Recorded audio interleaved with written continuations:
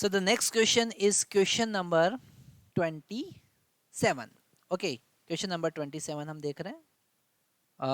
Question is that prove the result of that the velocity v of the translatory motion or translation of a rolling body like a ring, disc, cylinder or sphere. Okay, ये किसी inclined plane पर roll करते हैं. Okay, at the bottom of inclined plane from height h is given by this. So we have to derive this velocity using the dynamic consideration by the consideration of force and torque, not the k, the radius of gyration. Okay, k का मतलब क्या है? Radius of gyration of the body about the axis of symmetry. R is the radius. Okay, the body start from the rest uh, from the top of the plane. So what we are doing here, we are just considering this is an inclined plane.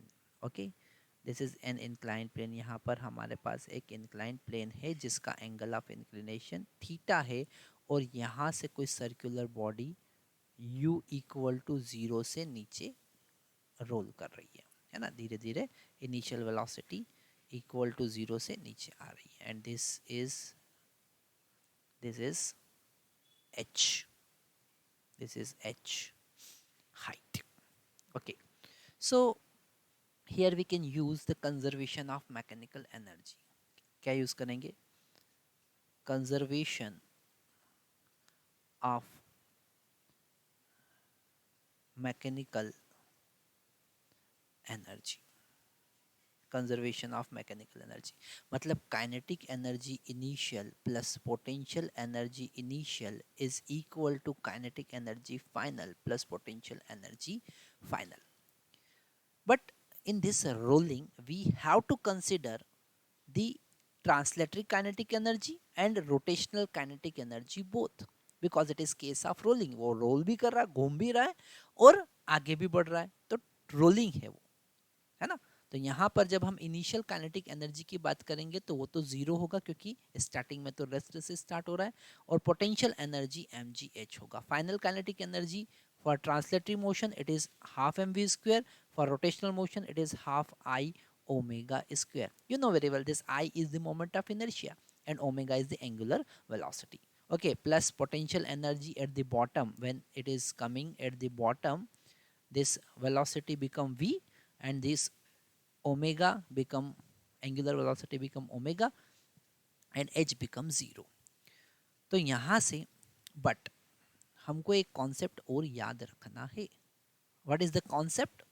एक concept हमको और याद रखना. What is the concept? Concept is for pair rolling. For pair rolling. Now what is this pair rolling? Okay, rolling without sliding. Rolling without sliding. Without sliding.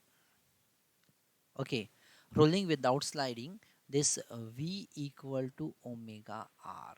V equal to omega r. So omega can written as v by r.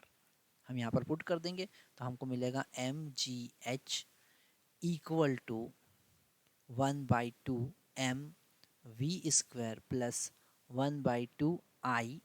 What is omega? It is v by r whole square. Okay, तो यहाँ से हमें velocity मिलने लगी है. तो वो होगा mgh is equal to 1/2 M V square. तो वी स्क्वायर यहाँ से कॉमन ले लेते हैं, 2 का इधर मल्टीप्लाई कर देते हैं, है ना.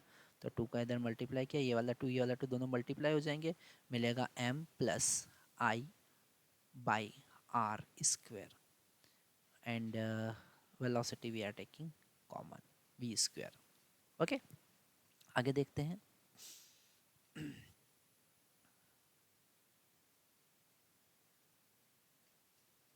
ओके तो यहाँ पर अगर हम v का वैल्यू कैलकुलेट करें, v स्क्वायर का कहते हैं चलो, तो 2mgh. Okay, 2mgh divided by m plus i by r square. Okay, तो v equal to root 2mgh divided by I m plus i by r square. Now what is this k? Okay, तो यहाँ पर आपको ध्यान रखना है radius of gyration I equal to M k square. यहाँ पर k क्या है? Radius of gyration, radius of gyration. Okay, what is this radius of gyration? It is the equivalent distance from the axis of rotation, है ना। axis of rotation से वो distance कि जहाँ पर हम उस बॉडी को पॉइंट मास कंसिडर करके रखें ताकि वही मोमेंट ऑफ इनर्शिया हमको मिल जाए। ओके, तो वो है रेडियस ऑफ गायरेशन। ओके, तो यहाँ पर हम आई का वैल्यू एम के स्क्वायर रख सकते हैं, तो हमको मिलेगा velocity v equal to 2mgh plus m plus M k square by r square और इस पूरे का रूट। तो यहाँ से m तो कैंसिल हो जाएगा, 2gh divided by 1 plus k square by r square. आर थोड़ा सा के जैसा दिख रहा है तो हम इसे आर स्क्वायर लिख देते हैं। Okay, that is the answer. Thank you very much.